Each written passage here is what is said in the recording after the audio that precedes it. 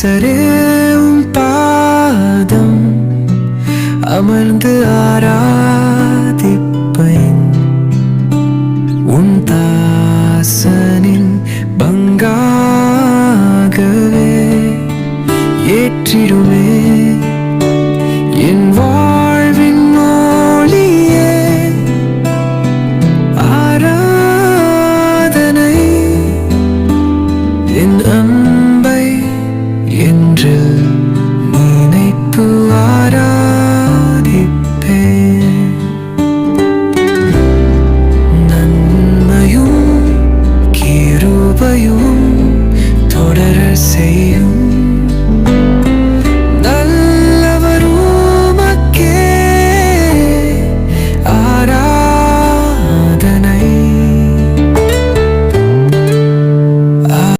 ஹல்லேலூயா. Zion வேதாகம ஆய்விற்கு அன்போடு கூட இயேசு கிறிஸ்துவின் நாமத்தில் உங்களை வரவேற்கிறேன். இன்று தினத்திலும் சங்கீதங்களின் புஸ்தகம் அதிகாரங்கள் 37 முதல் 40 அதிகாரங்களில் உள்ள வசனங்களை தியானிக்க சர்வ வல்லமையுள்ள தேவன் நமக்கு கிருபை பாராட்டுவாராக.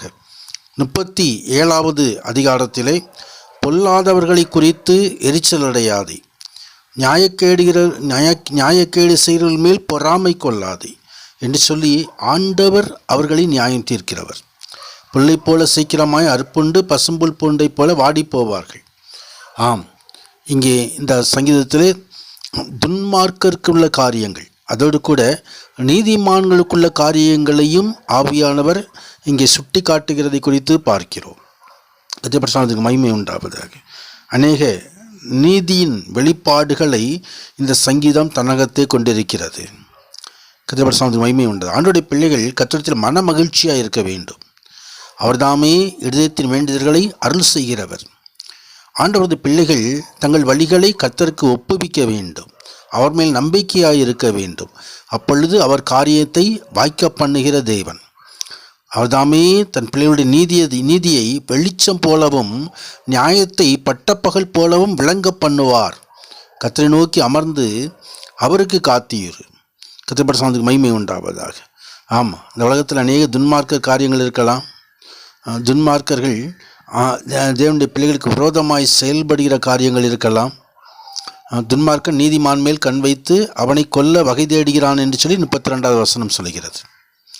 ஆனாலும் ஆண்டோடைய பிள்ளைகள் எல்லாவற்றையும் கர்த்தரிடத்தில் ஒப்புக் கொடுக்க வேண்டும். கர்த்தர் நியாயம் தீர்க்கிறவர். துன்மார்க்குடைய புயங்கள் முறியும், நீதிமான்களையோ கர்த்தர் தாங்குகிறார். துன்மார்க்கர்கள் அழிந்து போவார்கள். கர்த்தருக்கு மகிமை உண்டாவது. ஆம், ஆண்டோடைய பிள்ளைகள் கர்த்தருக்கு காத்திருந்து அவருடைய வழியை நாம் கற்றுக்கொள்ள வேண்டும். அவர்தாமே பூமியை சுதந்திரிப்பதற்கு தன் பிள்ளைகளை உயர்த்துகிற தேவன். கர்த்தருக்கு மகிமை உண்டாவதாக. ஆம், கொடியவர்களை குறித்து இந்த உலகத்தில் எத்தனையோ அநியாய காரியங்கள் நடந்து கொண்டிருக்கிறது. அதை குறித்து நாம் வருந்தி கொண்டிருக்க வேண்டிய அவசியம் இல்லை. 38வது அதிகாரத்திலே நினைவு கூறுதலுக்காக தாவீது பாடின சங்கீதம் என்று எழுதப்பட்டிருக்கிறது. கர்த்தருக்கு மகிமை உண்டாவதாக. பாவ மன்னிப்புக்காக பாவரிக்கையிட்டு தேவ சமூகத்திலே ஆண்டவர் தன்னை நினைவு கூறும்படியாக இந்த சங்கீதத்தை ஏறெடுக்கிறார். கர்த்தாவே, உம்முடைய கோபத்திலே என்னை கடிந்து கொள்ளாதையும், உம்முடைய உக்கிரகத்தில் என்னை தண்டியாதையும். நான் வேதனைப்பட்டு ஒடுங்கினேன், நாள் முழுவதும் துக்கப்பட்டு திரிகிறேன் சொல்லி தனது காரியங்களை எல்லாம் ஆண்டோடைய சமூகத்திலே அறிக்கையிட்டு புலம்புகிறது காரியத்தை குறித்து நாம் பார்க்கிறோம். கர்த்தருக்கு மகிமை உண்டாவதாக. ஆம், சிற்சையை திரும்ப பெறும்படிக்கு தேவனை நோக்கி மனவேதனையுடன் ஏறெடுக்கப்படுகிறதான ஒரு ஜெபமாய் இந்த சங்கீதம் அமைந்து விடுகிறது. நியாய தீர்ப்பினால் துன்பப்படுகிற அனைவருமே இந்த ஜெபத்தை பயன்படுத்த முடியும். கர்த்தருக்கு மகிமை உண்டாவது. கர்த்தரை அறிந்திருந்தும் அவருடைய இரக்கத்தை பெற்றிருந்த பிறகும் பாவம் செய்ததினால் ஏற்படுகிறதான விளைவுகளை இந்த சங்கீதம் வலியுறுத்தி கூறுகிறது. என் மாம்சத்திலே ஆரோக்கியமில்லை என்று சொல்லி சங்கீதக்காரர் புலம்புகிறதை பார்த்து, என் எலும்புகளிலே சௌக்கியமில்லை, ஏனென்று சொன்னால் பாவத்தின் காரியமாக இது வந்திருக்கிறது என்று சொல்லி 3வது வசனத்திலே அவர் சொல்லுகிறதை குறித்து பார்க்கிறோம். தேவன் தாமே தன் பிள்ளைகளுக்கு அவர் மன்னிப்பு அருள்கிற தேவன். மனம் திரும்பி வருகிற பாவியை ஒருபோதும் தள்ளாத தேவன். எனவே இங்கே தாவீது தேவ சமூகத்திலே காத்திருந்து ஆண்டவர் தனக்கு மறு உத்தரவு கொடுக்க வேண்டும் ஆண்டவர் தன்னோடு பேச வேண்டும் என்று தன் அக்கிரமத்தை அறிக்கையிட்டு பாவத்தினால் விசாரப்படுகிற தாவீதை நாம் இங்கே பார்க்கிறோம். கர்த்தர் மகிமை உண்டாவதாக. என் இரட்சிப்பாகிய ஆண்டவரே எனக்கு சகாயம் செய்ய தீவிரியம் என்று சொல்லி இந்த சங்கீதத்தை அவர் முடிக்கிறார். 39வது சங்கீதத்தில் ஒரு மனம் திரும்புதலின் சங்கீதமாய் இது கொடுக்கப்பட்டிருக்கிறது.